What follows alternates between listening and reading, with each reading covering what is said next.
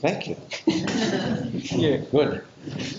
Okay, we're going to talk about the importance of effective communication Nous allons parler de la communication efficace, as it relates specifically to marriage, surtout dans le cadre du mariage. but can, of course, be applied and should be applied in all relationships. Mais bien sûr, cela peut s'appliquer dans toutes les relations. We could say that the condition of, where's the clicker? I don't know. Did he take it Avancer away? les diapos. Baptiste, tu as pour avancer les diapos?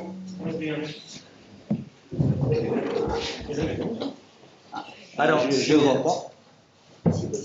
Not see it. Oh. Il est disparu.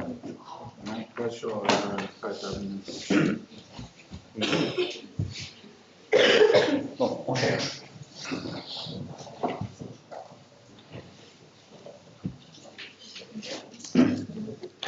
Un momento, por favor. Sorry. Okay. This is not speaking in tongues. Right. We're not speaking in tongues, that's right. Okay. Sound advice, effective biblical communication. Voilà, des conseils avisés pour une communication efficace. The greatest problem in marriage, we mentioned this yesterday, is selfishness. On y a fait référence hier. Le plus gros problème dans le mariage, c'est l'égoïsme. We see that in James chapter 4, On le voit bien dans Jacques chapitre 4, verse 1 through 3. You can read that. les versets 1 à 3 qui nous disent « D'où viennent les luttes et où viennent les querelles parmi vous ? N'est-ce pas de vos passions qui combattent dans vos membres ? Vous convoitez et vous ne possédez pas. Vous êtes meurtrier et envieux et vous ne pouvez pas obtenir. Vous avez des querelles et des luttes et vous ne possédez pas parce que vous ne demandez pas. Vous demandez et vous ne recevez pas parce que vous demandez mal dans le but de satisfaire vos passions. » The greatest hindrance to problem solving in marriage is poor, ineffective, or sinful communication. Le plus grand obstacle qui empêche de résoudre des problèmes dans le mariage est une communication médiocre, inefficace ou bien pécheresse.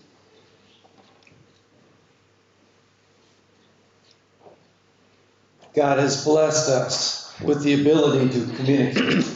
Dieu nous a vraiment bénis en nous accordant cette capacité unique de pouvoir communiquer. So there are 6 requirements for loving, godly, biblical communication. Alors nous allons voir 6 conditions, 6 exigences, on peut même dire, à une communication aimante selon Dieu et biblique. And we find all of these in Scripture. Bien sûr, on trouve chacun de ces principes dans les Écritures. First, very important, Alors tout d'abord, c'est très important, you must want to please God more than anything else. vous devriez désirer plaire à Dieu plus que toute autre chose. 2 Corinthians 5:9 says that we ought to have as our constant ambition to be pleasing to the Lord. 2 Corinthiens chapitre 5 verset 9 nous dit que nous devons nous efforcer de lui être agréable en tout. 2 Corinthiens chapitre 5 verset 9. Second, you must be humble. Deuxièmement, il s'agit d'être humble. James 4:6 says, Jacques chapitre 4 verset 6 nous dit God opposes the proud, but gives grace to the humble. Dieu résiste aux orgueilleux, mais il fait grâce aux humbles. So we must have as our primary motivation for communication to be pleasing to God and to be humble. Notre motivation pour la communication doit être tout d'abord de plaire à Dieu, mais aussi d'être humble. Third, you must be aware of your accountability to God.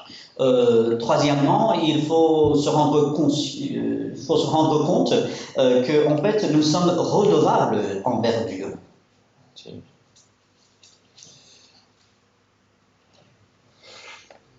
On rend des comptes à Dieu. Fourth, you must be a good listener. Quatrièmement, il s'agit de bien écouter. James 1:19 says, "Know this, my beloved brothers, let every person be quick to hear, slow to speak, and slow to anger." Jacques chapitre 1, verset 19 nous rappelle, sachez-le mes frères bien-aimés, ainsi que tout homme soit prompt à écouter, lent à parler, lent à se mettre en colère. Our words should be measured, well thought out before they're released from our mouth. Nous devons mesurer nos paroles, bien y réfléchir avant de les laisser sortir de notre bouche. Because of the power of words. Parce que les paroles possèdent une puissance.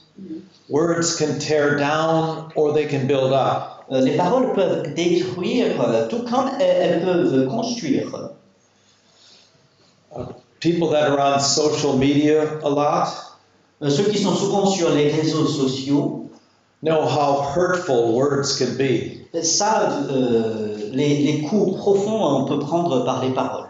On the other hand, they can also use words that help you heal. En même temps, ils se rendent compte combien les mots peuvent aider à guérir.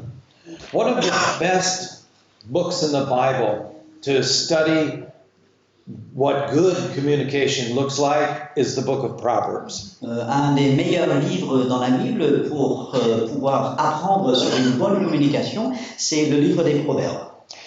Proverbs 18 and verse 2, I'll read it in English first. Proverbs 18 and verse 2, "A fool takes no pleasure in understanding, but only in expressing his own opinion."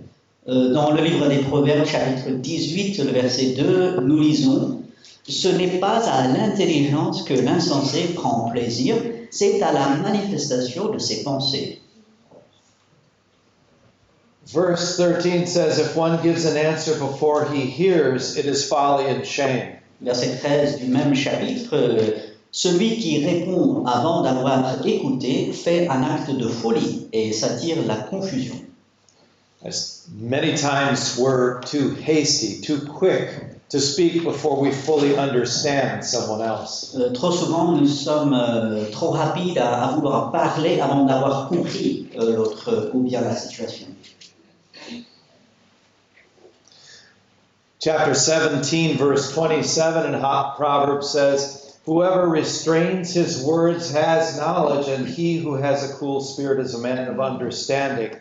Proverbe 17, verset 27, celui qui retient ses paroles connaît la science, et celui qui a l'esprit calme est un homme intelligent. Some people have to be encouraged to speak. They're quiet. Certaines personnes, on doit les encourager à parler, ils sont plutôt timides. Other people that are more quick to speak need to practice restraint. D'autres personnes qui sont peut-être trop rapides à parler doivent exercer de la retenue. 5, you must realize that good communication involves more than words. Cinquièmement, vous devez comprendre qu'une bonne communication consiste en plus que des mots. We shouldn't just speak because something came to our mind. On ne devrait pas parler simplement parce que quelque chose nous a traversé l'esprit. Timing is critical. Il faut trouver le bon moment. Very important. C'est très important. You may be bothered by someone else, something they did or said. Vous êtes peut-être gêné par quelque chose que quelqu'un a dit ou fait. It doesn't mean you address it as soon as you have that emotion. Ça ne veut pas dire que tout de suite vous sautez sur l'occasion pour pouvoir dire quelque chose. In those cases, it would be best for you to take yourself aside and pray and get your heart right first. C'est peut-être mieux de se mettre à l'écart, prier, demander l'aide de Dieu. Proverbs 25:11. Proverbe chapitre 25, verset 11. A word fitly spoken is like apples of gold in a setting of silver. Comme des pommes d'or sur des ciselures d'argent, ainsi est une parole dite à propos. A friend that I had helped through counseling Un ami que j'ai accompagné dans la relation d'aide biblique gave me as a gift a silver platter with, it's not real gold, it's gold colored apple to put in that silver tray. Alors, cet ami m'a fait un cadeau au bout d'un certain temps d'un plateau d'argent pour mettre dessus une pomme, pas vraiment en or, mais couleur d'or. I keep that on the table in the office where I do counseling. Je garde ce cadeau sur la table dans mon bureau où je fais de la relation d'aide biblique. Of this verse. Et cela me rappelle ce verset. A word fitly spoken, it says, that's in the English. Une parole dite à propos. What is their word for fitly spoken? At the right time. At the right time. That's a good definition. Whatever is appropriate to say and timely to say. Dans la traduction en français, ça a été bien rendu, ce qui est à propos aussi au bon moment. In marriage, there are better times to address certain issues. Dans le mariage, il y a certainement des meilleurs moments pour traiter des sujets. But it may not be appropriate. It may not be at the best time to address them. Parfois, c'est pas vraiment le meilleur moment pour traiter de tel ou tel sujet. This word in the Hebrew also means it comes from a right heart motivation. Ce mot en hébreu qui est rendu ici à propos comprend l'idée aussi de bonnes motivations du cœur. A heart that's motivated by love and by faith. Un cœur qui est motivé par l'amour, par la foi aussi. 6. Sixièmement, You must be willing to make an effort. vous devez vouloir faire des efforts. The definition Alors on arrive à une définition. communication is an interaction of words between people that convey ideas and allow for a free exchange of thoughts, ideas, and opinions. Eh bien, la communication, c'est une interaction de mots entre des personnes qui transmettent des idées et permettent un libre-échange de pensées ou d'opinions. Words are important to God, of course, Les mots, bien évidemment, sont importants pour Dieu, because Jesus identifies himself in John's Gospel as the Logos. parce que Jésus s'identifie dans les évangiles comme étant le Logos. In the beginning was the Word, Au commencement était la parole, the idea, l'idée, the law, la loi, wisdom, la sagesse, all of those things. toutes ces choses. The Greek philosophers understood what Logos was. Les philosophes grecs de l'époque ont bien compris ce que voulait dire Logos. They understood the Logos as the universal mind Et ils ont compris le Logos comme cet esprit universel that controlled all things with wisdom. qui contrôlait toutes choses avec sagesse. That mind has been given to us in the scriptures. Ce même esprit nous a été donné selon les Écritures. 1 Corinthians 2:16 makes an amazing statement by saying, and you have the mind of Christ. Dans 1 Corinthiens 2:16. 1 Corinthiens 2:16 nous révèle cette The mind of Christ. Cette vérité si étonnante, vous avez l'esprit, la pensée, l'esprit de Christ. In the Logos. Dans le Logos. In him who goes by the title Logos. En celui qui s'approprie le titre de Logos. This is how important your words are. Voici combien vos paroles sont importantes. Because they're that important to your Creator. Parce qu'elles sont tellement importantes à votre Créateur. So, for instance, words are important. Et donc ça veut dire les paroles sont importantes Words matter to God. parce qu'elles ont de l'importance pour Dieu. Matthew 5:18 says, "For truly I say to you," this is Jesus speaking in the Sermon on the Mount, "For truly I say to you, until heaven and earth pass away, not the smallest letter or stroke shall pass away from the law until all is accomplished." Dans Matthieu chapitre 5, le verset 18, car je vous le dis, en vérité, tant que le ciel et la terre ne passeront point, il ne disparaîtra pas de la loi un seul iota ou un seul trait de lettre jusqu'à ce que tout soit arrivé. Not one dot, not one crossing of the T, Même pas une barre sur le T, not a single letter, not a single punctuation mark. pas une seule lettre, pas une seule marque de ponctuation. All is important. Tout est important. And in the Word of God, all is eternal. Et la parole de Dieu, elle est éternelle.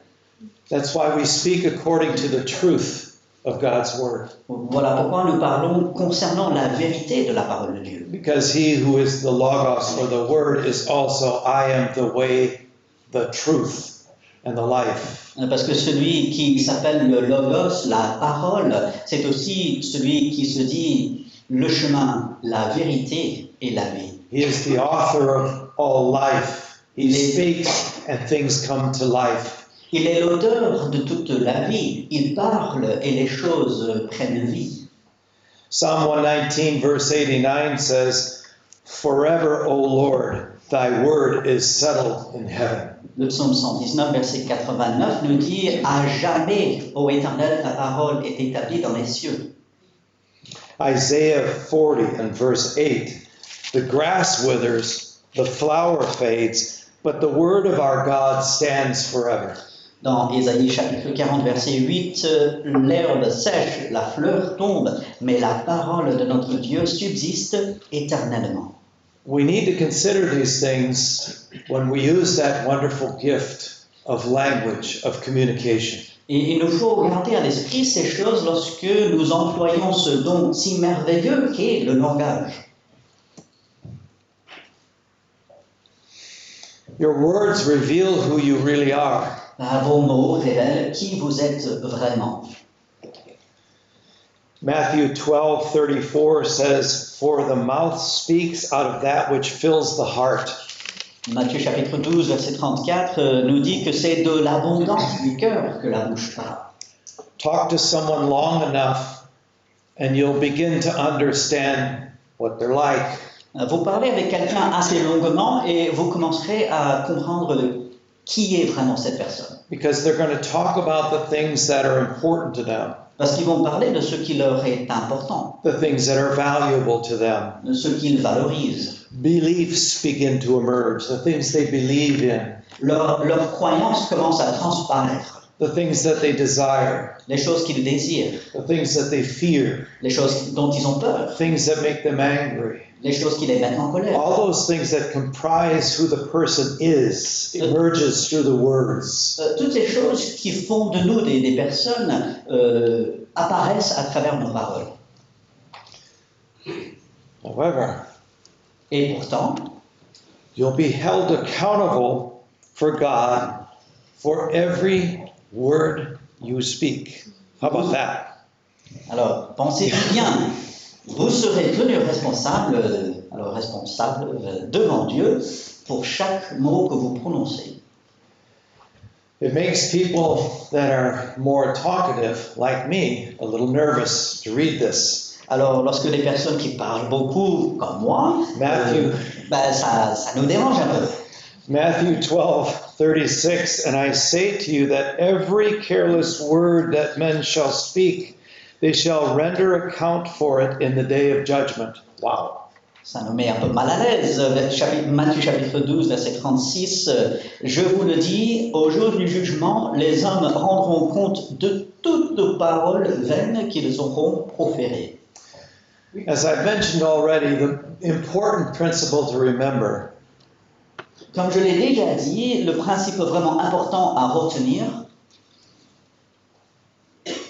God had ideas in the mind of God, or his concept, his ideas. He spoke and they came into existence. That's how much power there is in God's own words. il faut se souvenir donc de ce principe important. Dieu, il avait des idées en lui, et ces idées, il les a formulées avec des mots lors de la création. Dieu a parlé et les choses sont arrivées à l'existence. Voilà la puissance des mots. Words, as I mentioned, can either build up or tear down. Comme je l'ai mentionné, les mots peuvent construire ou bien détruire. Proverbs 11, 9 and 11. Proverbe chapitre 11, versets 9 et 11. With his mouth the godless man destroys his neighbor, but through knowledge the righteous will be delivered. By the blessing of the upright a city is exalted, but by the mouth of the wicked it is torn down. Proverbe chapitre 11, les versets 9 et 11. Par sa bouche, l'impie perd son prochain, mais les justes sont délivrés par la science. La ville s'élève par la bénédiction des hommes droits, mais elle est renversée par la bouche des méchants. A verse that's very important from Proverbs 12, verse 18. There is one who speaks rashly like the thrusts of a sword, but the tongue of the wise brings healing. Un verset très important dans le livre des Proverbes, chapitre 12, verset 18. Tel qui parle légèrement blesse comme un glaive, mais la langue des sages apporte la guérison. God has given us that power. Dieu nous a donné ce pouvoir. Unlike the animals, Ça nous distingue des animaux. we are image bearers of his, Nous portons l'image de Dieu, meant to glorify him by conveying ways that bring healing, that bring comfort, that bring answers, that share wisdom. Nous portons l'image de Dieu dans le but de le glorifier avec des paroles qui apportent du réconfort, de la consolation, de l'encouragement. Some people have learned very effectively to use words like sword thrusts. Malheureusement, il y a des gens qui ont appris à utiliser les mots de manière très efficace pour donner des coups, pour être comme des épées. That's something to be ashamed of, not be proud of. C'est quelque chose qui devrait faire honte. Il ne faut pas s'enorgueillir. It's harder to think of words that might bring healing to someone else. C'est plus difficile par moment de penser à des paroles qui vont apporter la guérison. But God expects us to make that effort. Mais Dieu s'attend à ce qu'on fasse cet effort. That's what he would do. C'est ce que lui, il ferait. That's what he did do when he was here. C'est ce que lui, il a fait lorsqu'il était ici sur la terre. Proverbs 18:21 says, death and life are in the power of the tongue, and those who love it will eat its fruit. Proverbe chapitre 18, verset 21, la mort et la vie sont au pouvoir de la langue. Quiconque l'aime en mangera les fruits. If you love death, if you love destroying someone, if you love hurting someone, you'll eat of that bitter fruit. But if you love life, if you love helping someone, you'll speak words, you'll eat of the fruit of that, the wonderful fruit of that. That's the comparison here. Si vous aimez la mort, si vous aimez la destruction, si vous voulez détruire avec vos paroles, vous allez en manger le fruit. En revanche, si vous aimez la vie, si vous aimez construire, si vous aimez élever, vous mangerez des fruits qui s'y produiront. Very important passage in the New Testament that talks about the power of our tongue is James chapter 3. Alors, un passage clé dans le Nouveau Testament qui nous parle de la puissance de notre langue, c'est Jacques chapitre 3. Where it says that the greatest fires are set by the tongue. Ce passage nous montre que les plus grands feux sont allumés par la langue. In a forest fire, eventually trees and vegetation can grow back. Dans une forêt, un feu de forêt. Au bout d'un certain temps, après l'incendie, la verdure repousse, les arbres repoussent. The destruction done by the ton is in many cases irreparable. En revanche, parfois, avec la destruction faite par la langue, parfois les conséquences sont irrémédiables. Have you ever said something to someone or written something to someone for not good reasons, and as soon as you said it or wrote it, you wished you could take it back? Ça vous est-il jamais arrivé de dire ou peut-être même écrire quelque chose que vous n'auriez pas dû, et dès que vous l'avez dit, dès que vous l'avez envoyé, vous avez regretté, vous avez voulu le faire revenir.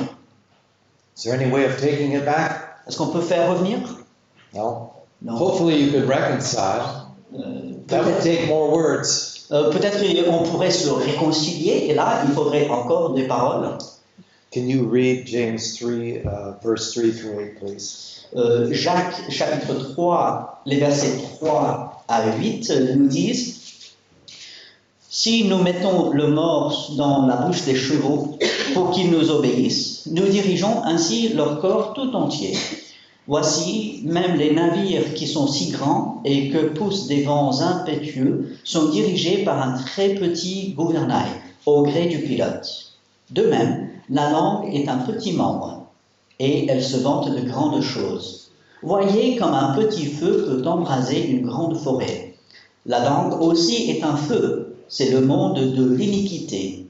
La langue est placée parmi nos membres, souillant tout le corps et enflammant le cours de la vie, étant elle-même enflammée par la géhenne. Toutes les espèces de bêtes, d'oiseaux, de reptiles et d'animaux marins sont domptés et ont été domptés par l'homme. Mais la langue, aucun homme ne peut la dompter. C'est un mal qu'on ne peut réprimer. Elle est pleine d'un venin mortel.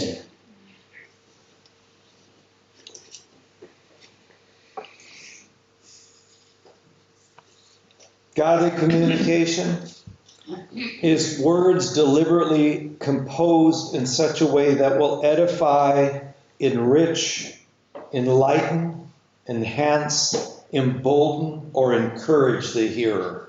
La communication selon Dieu veut dire des mots délibérément choisis, des mots choisis intentionnellement pour édifier, enrichir, éclairer, rehausser, enhardir et ou encourager celui qui écoute. Therefore, godly communication seeks to comfort, to build up, to give hope, provide answers, to resolve problems. Et par conséquent, communiquer selon Dieu vise à réconforter, à édifier, à donner de l'espoir, à apporter des réponses et à résoudre des problèmes. Ineffective communication in marriage leads to Une communication inefficace dans le mariage conduit malheureusement à stagnation or boredom. la stagnation, l'ennui, Misunderstanding, l'incompréhension, bitterness, l'amertume. even for adultery. Ça peut aller jusqu'à l'adultère. So there's 4 principles in Scripture for effective biblical communication. Alors, il y a 4 principes bibliques pour une communication efficace. And if you'll turn to Ephesians 4, 25 to 32. Alors, regardons ensemble, prenons notre Bible dans Éphésiens chapitre 4, des versets 25 à 32. And you can read that, please. Ces versets nous disent: Marie, que chacun aime sa femme comme Christ a aimé l'Église et s'est livré lui-même pour elle, afin de la sanctifier en la purifiant et en la lavant par l'eau de la parole, pour faire paraître devant lui cette Église glorieuse, sans tache, ni ride, ni rien de semblable.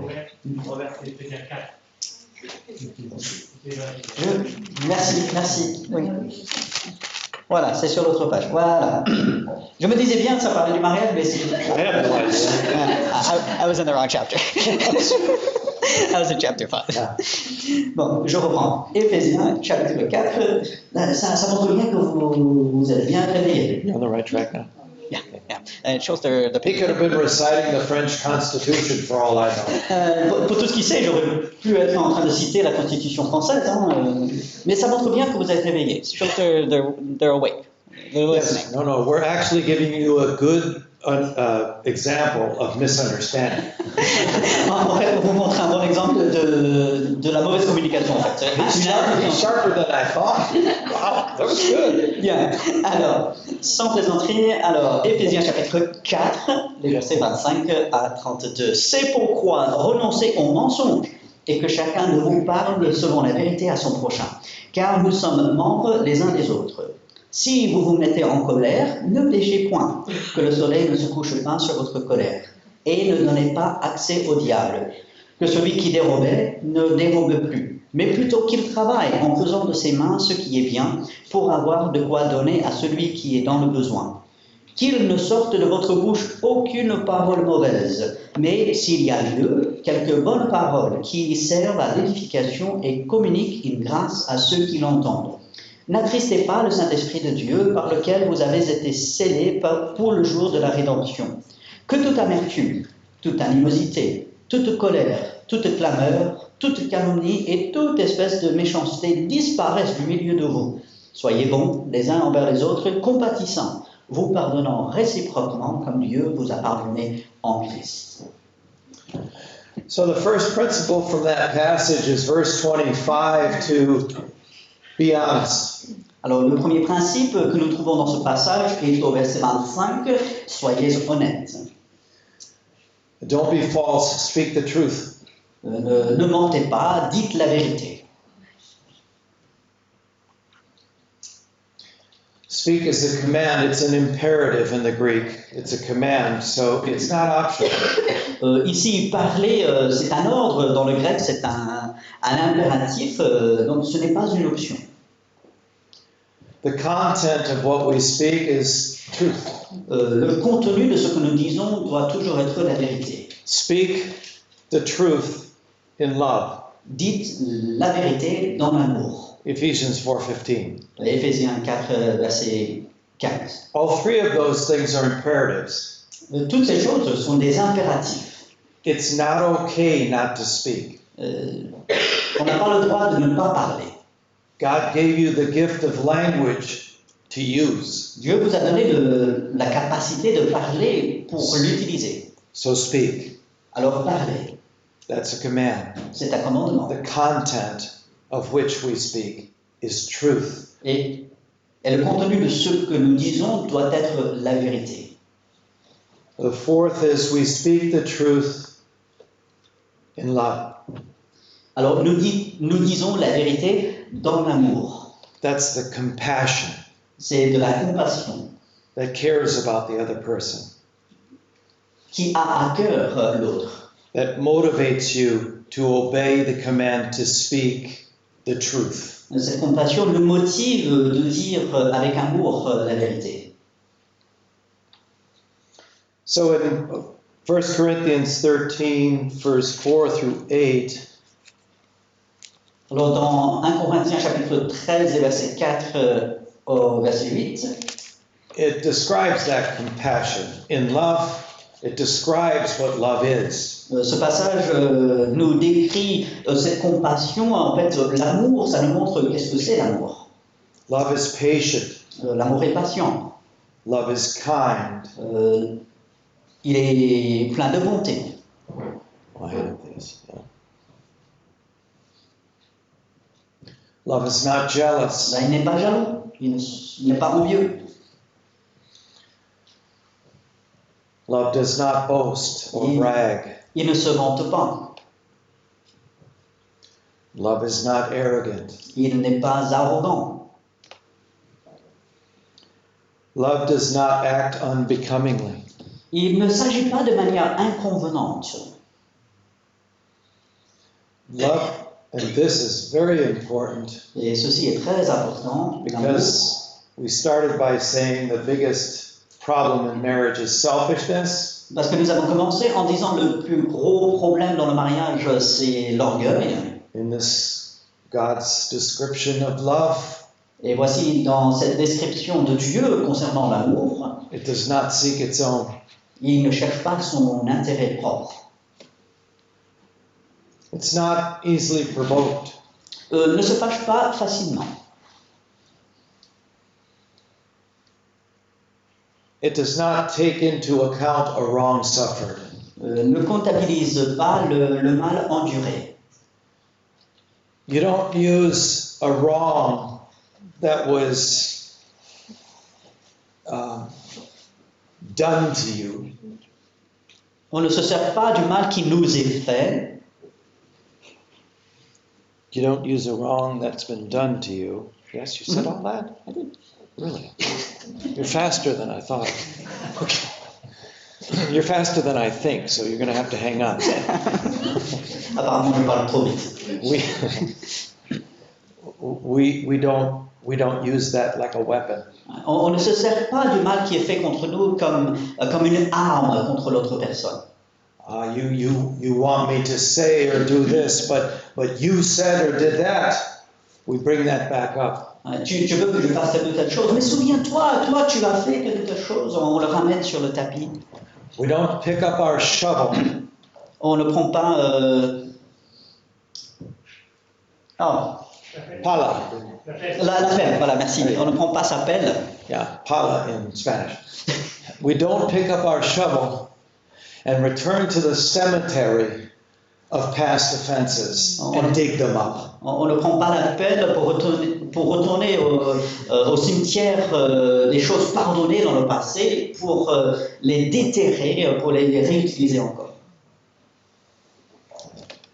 God chooses not to remember our offenses. Dieu choisit de ne pas se souvenir de nos offenses. That's what it says in Hebrews and in Jeremiah. C'est ce que l'Épître aux Hébreux ainsi que le livre de Jérémie nous disent. God doesn't forgive and forget. Dieu ne pardonne pas et n'oublie pas. Dieu ne fait pas du pardon et n'oublie pas. Forgetting is something that's part of our fallenness. L'oubli, c'est quelque chose qui appartient à l'homme déchu. When you can't remember things, that's because of your being a fallen creature. Quand vous ne pouvez pas vous souvenir de quelque chose, cela appartient à votre nature déchue. God does something far more spectacular. Alors, en fait, Dieu, il fait quelque chose d'encore tellement plus spectaculaire. He says, your sins are forgiven and I will remember them no more. He chooses not to remember them. That's active. Forgetting is passive. Dieu nous dit, vos péchés sont pardonnés et je choisis de ne pas m'en souvenir. C'est une action délibérée. L'oubli, en fait, il est passif, mais Dieu, il est actif en choisissant de ne pas s'en souvenir. He can't forget anything. He's omniscient. Dieu, en fait, il n'oublie pas. Il est omniscient. Il sait tout. But when we confess our sins to Him and He forgives us, He says, I love you, and I'm choosing never to remember that again. Lorsque nous cherchons auprès de Dieu le pardon et lorsque nous confessons nos péchés, Dieu, avec beaucoup d'amour, dit oui, je te pardonne et je choisis de ne plus jamais me souvenir de ce péché. So who are we to grab a shovel and dig that old grave back up of a wrong done to us? Alors à ce moment-là, qui sommes-nous pour prendre nos outils, aller au cimetière pour, de manière figurée, de prendre ces choses du passé pour les ramener de nouveau sur le tapis?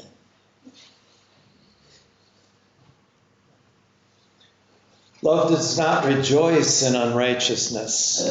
L'amour ne se réjouit pas de l'injustice. Instead, love rejoices in the truth. Mais il se réjouit de la vérité. Love bears all things. L'amour supporte tout. Love believes all things. L'amour croit tout. We endure the challenges of the things that are difficult in marriage. Nous supportons les choses qui sont difficiles dans le mariage. It's the word in Greek is hupomone. It means to bear up under. Le mot grec c'est hypomonie, ça veut dire supporter en venant en dessous. We bear up under the challenges we have in marriage if we are loving. Nous supportons les défis dans le mariage si nous agissons avec amour. Love believes all things. L'amour croit tout. It believes everything that God has given us in Scripture by faith. L'amour par la foi croit tout ce que Dieu nous a donné dans les Écritures. But it also means if you tell me something, I believe you unless I have evidence to prove otherwise. Ça veut dire aussi qu'avec son partenaire, lorsqu'il ou elle nous dit quelque chose, on le croit jusqu'aux preuves du contraire. So we need to stop saying things like, Alors nous devrions nous arrêter de dire des choses telles que I know why you said that or did that. je sais pourquoi tu as fait telle ou telle chose. Why is it wrong to judge that way? Pourquoi est-ce mal de juger ainsi? Because it implies that you know their heart intent and you can't see their heart. Parce que cela sous-entend connaître le cœur, les motivations de la personne, et ça, vous ne pouvez pas le voir. So we're to take them at their word unless we have evidence that shows that that's not true. Nous devons prendre les gens au mot, à moins d'avoir des preuves du contraire. And if we love them, we will show them that evidence because we care about them and we know that it's displeasing to God that they're not being truthful. Et si nous les aimons, nous leur présenterons ces évidences, ces preuves, parce que nous voulons leur montrer qu'ils ne sont pas en accord avec Dieu et sa parole. You said this, but on the other hand, you said something else before. Tu as dit ceci aujourd'hui et pourtant l'autre jour tu as dit autre chose. But we don't say that like the enemy of the psalmist. Mais nous ne disons pas cela comme l'ennemi du psalmiste He says, aha, qui disait ah, I got you now. je t'ai eu toi. We're not God. Nous ne sommes pas Dieu. We love them. Nous l'aimons. So instead of being offended, which is pride, Au lieu d'être offensé, et ça c'est de l'orgueil, we grieve. We grieve when they sin. on est triste lorsqu'ils pêchent, When they've said something falsely. lorsqu'ils ont menti, When we sin, lorsque nous péchons, it grieves the Lord. cela attriste le Seigneur. He doesn't say, aha, Il ne dit pas ah, I got you. je t'ai eu. And he is the only one who can see the intentions of the heart. Et lui, il est le seul de voir les motivations du cœur. Though we often pretend to know the heart. We Alors don't. que nous prétendons souvent connaître les motivations des cœurs des gens. So if you were here yesterday, I quoted Walt Whitman saying, be curious, not judgmental. Alors si, pour ceux qui étaient là hier, j'ai fait cette citation du poète anglais Walt Whitman qui disait « Soyez curieux et n'ayez pas un esprit de jugement ». So if you suppose you know the reason why they said something, be humble enough to ask them about it to find out what they truly meant. Alors, si vous pensez connaître les motivations de quelqu'un, soyez assez curieux pour poser des questions, pour essayer de voir si vous avez raison. Instead of assuming that you know. Au lieu de supposer que vous savez parfaitement pourquoi. Because we can't see the heart. Parce que nous ne pouvons pas voir le cœur. It believes all things and it hopes all things. You never lose hope in the marriage, in the communication. Il espère tout avec le Seigneur, avec l'amour. On ne perd jamais de l'espoir dans le mariage. Endures all things. Il supporte tout. Love never fails. L'amour ne périt jamais, ne faillit jamais. So fourth, speaking honestly is more than not lying. Alors il faut comprendre, quatrièmement, que parler honnêtement signifie plus que ne pas mentir. Our children are very gifted at this, Alors les enfants ont un véritable don pour ceci. at only giving you the information that will satisfy you without giving you the whole truth. Ils donnent juste assez d'infos pour satisfaire à la demande sans donner toute la vérité. Not including all of the truth that somebody's really looking for is a form of deception. Ne pas donner toute la vérité que quelqu'un cherche à connaître est en fait une forme de déception. So the second principle for effective biblical communication is keep current. Un deuxième principe pour une communication biblique efficace, c'est se tenir au courant. So we want to be honest and we want to be current. That's based on verse 26 and 27 of Ephesians 4.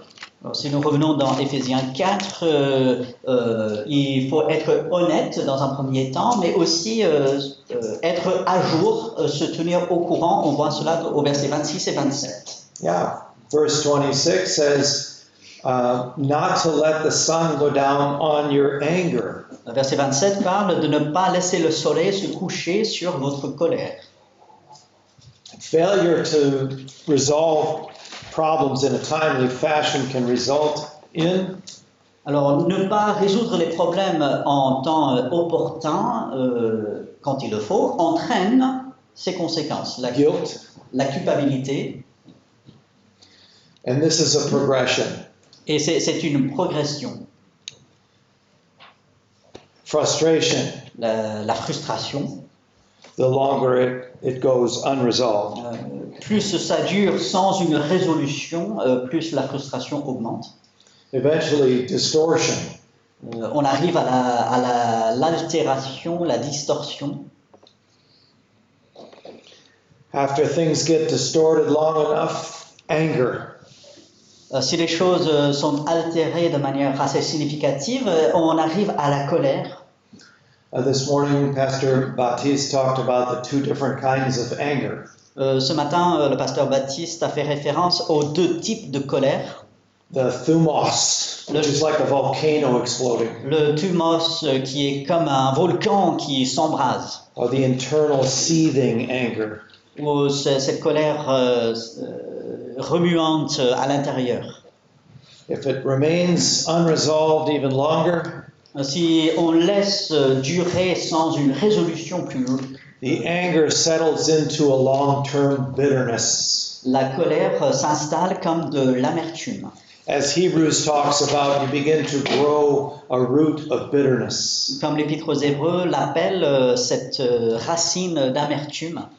It's unresolved, fermenting, internalized anger. C'est une colère à l'intérieur qui fermente, qui rumine, Which can begin to produce nasty things like a desire to retaliate. ce qui peut produire des choses vraiment néfastes comme la volonté de se venger. Unresolved bitterness gone longer turns into hatred. Et l'amertume laissée à son libre cours produit la haine. In counseling, sometimes a husband and wife seem so cold and beyond bitter. I ask them, do you love her? Parfois, Do you love him? dans la relation d'aide biblique auprès des couples, le mari et la femme semblent tellement froids l'un envers l'autre, tellement distants, et je leur demande, mais elle, tu l'aimes lui? Lui, est-ce que tu l'aimes elle? And sadly, I've caught them in an honest moment saying, no. Et puis parfois, je les retrouve dans un moment honnête, et ils disent, ben non. If we don't respond to the Lord's command to deal with things in a timely fashion, this is the progression that takes place. Si nous ne mettons pas en pratique les principes bibliques que Dieu a ordonnés, voici la progression qui en résulte. Hatred held long enough goes into some very bad places. La haine, si on s'y tient assez longuement, nous emmène à des Discouraging. fins tellement destructrices. I'm done with this person. J'ai fini avec cette personne. In America, we say, you're dead to me. Aux États-Unis, ils disent tu es comme un mort pour moi. I'm numb. Je You suis, don't affect me either way. je suis totalement insensible. Tu n'as aucun effet sur moi, ni chaud ni froid. That's where hatred goes. C'est là où la haine emmène, le découragement. Sadly, that held long enough. Et ce n'est pas la fin. Now there's distance. Si on tient encore, si on ne relâche pas, maintenant c'est la distance qui s'installe. He has his life, she has hers. Lui, il a sa vie à lui, elle a sa vie à elle. If you were here yesterday, I made the statement in one of our workshops, sin separates. Pour ceux qui étaient là hier, j'ai lancé cette phrase pendant l'atelier, le péché sépare. The beginning of this progression Le début de cette progression, is where Satan puts the thin point of the wedge and then he begins driving it. tout au début, Satan, il enfonce quelque chose de petit, pas grand-chose, et puis il commence à taper. He loves the distance. Satan aime la distance. He loves the bitterness leading to hatred. Il aime l'amertume qui conduit à la haine. His hope is that they're no longer even sexually intimate. Son espoir, c'est que le couple, il n'y ait même plus d'intimité sexuelle. There's no physical affection at all, no touching at all. Il n'y a aucune affection physique, aucune touchée, No kind words used, aucune parole gentille, bienveillante, no loving look. pas de regard aimant, attendri. It's all gone. Tout est parti. Finally, Et au final, you can only live apart from each other under one roof long enough until you finally just become desperate. vous ne pouvez pas vivre des vies séparées sous le même toit pendant un certain temps. Au bout d'un moment, c'est le désespoir qui arrive. Now they're planning their exit strategy. Maintenant, ils cherchent des moyens de sortir. I've got to get out. J'ai besoin de sortir. Either through an inappropriate relationship with someone else, Soit par une relation inappropriée avec quelqu'un d'autre, divorce, le divorce or abandonment. ou l'abandon. Very important that we understand the importance of effective, loving, biblical, truthful communication. Il est tellement important pour nous de bien comprendre la communication biblique efficace, honnête, aimante. The third principle of effective communication from our passage is we attack the problem, not the person. Le troisième principe que nous voyons dans notre passage d'Éphésiens 4, c'est de s'attaquer au problème, mais pas la personne. Some of you may be familiar with the Latin expression in rhetorician, argumentum ad hominem. Certains d'entre vous peut-être connaissez la phrase latine qui vient du latin. Can you say it again? Just the Latin one. Yes, argumentum ad hominem. Argumentum ad hominem. It's aiming your argument at the person. It's saying person. It's attacking the person. C'est en fait une attaque qui cible la personne, non pas ses arguments. So we attack the problem, not the person. So we do that together as a couple in marriage. Alors c'est s'attaquer au problème et pas la personne. Et en fait, on le fait à deux. C'est le couple qui le fait. Ephesians 4:29 from the passage from where we draw this principle. Le verset 29 dans notre passage, d'où nous tirons ce principe. Let no unwholesome word proceed from your mouth, but only those words that are useful for edification, that it might administer grace in the need of the moment. Qu'il ne sorte de votre bouche aucune parole mauvaise, mais s'il y a lieu, quelques bonnes paroles qui servent à l'édification et communiquent une grâce à ceux qui l'entendent. It's one of the first verses I memorized as a brand new Christian because I realized how much damage my mouth had done and could do. C'est un des premiers versets que j'ai mémorisé en tant que jeune chrétien parce que je me suis rendu compte de tout le mal que ma bouche avait fait autour de moi. Good one to memorize. C'est un très bon verset à mémoriser. No unwholesome words. Pas de mots malsains. Remember, you're held accountable for every word, every careless word. Souvenez-vous, vous êtes redevable devant Dieu pour toute parole oisive. In other words, only words that are good for edification or building up. Seulement des mots bons pour l'édification, pour construire. Remember, there are words, the Proverbs said, that build up, that bring healing. There's words that tear down or cut like sword thrusts. Souvenez-vous de ce verset dans Proverbe, il y a des paroles qui édifient, qui construisent, qui élèvent, et puis il y a d'autres paroles qui détruisent, qui tuent, qui sont comme des coups d'épée. Third, only words that specifically address the situation and are helpful to bring about a godly resolution. Numéro 3, uniquement les mots qui concernent la situation actuelle et sont utiles pour emmener à une solution qui plaise à Dieu. Only words that minister grace to those that hear. Uniquement des mots qui apportent de la grâce à ceux qui les entendent. What does the word grace mean? Que veut dire ce mot grâce?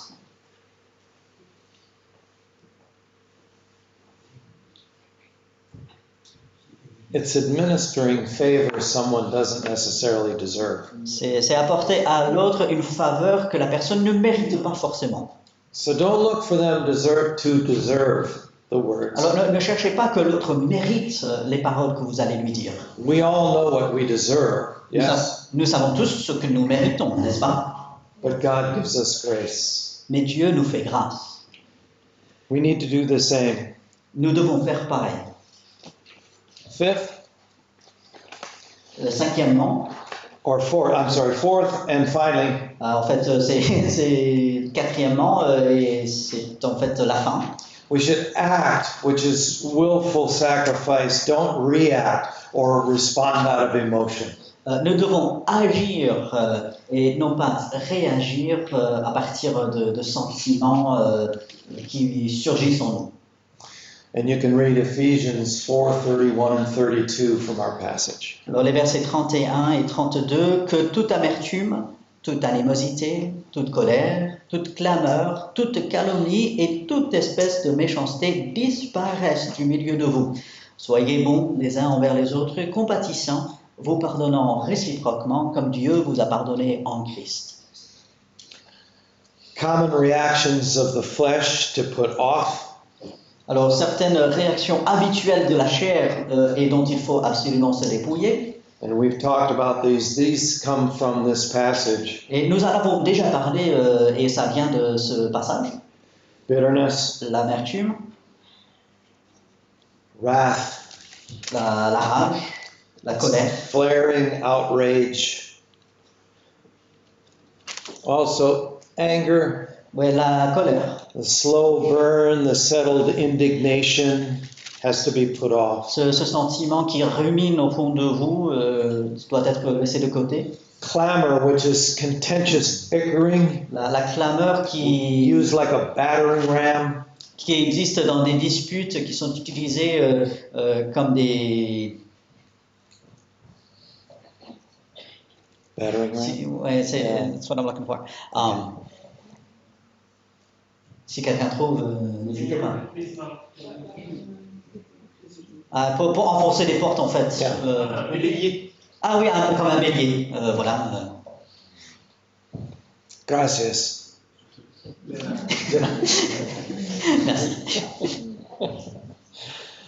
So this word in the Greek also means public quarreling.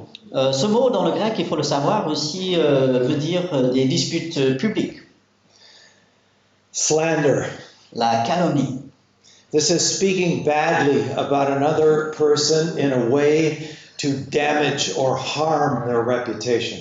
C'est parler mal de quelqu'un d'autre dans le but de détruire sa réputation. This goes on in social media all the time to our shame. Ceci se produit tous les jours sur les réseaux sociaux à notre honte. People are destroyed on social media every day. Les gens sont détruits sur les réseaux sociaux tous les jours.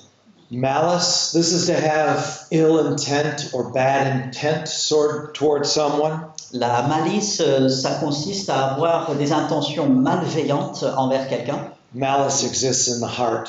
La malice trouve ses racines dans le cœur. It's a heart problem. C'est un problème du cœur.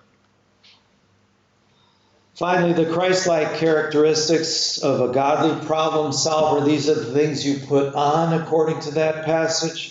Alors voici ce qu'il faut se revêtir selon ce passage, des caractéristiques chrétiennes de quelqu'un pieux qui résout des problèmes.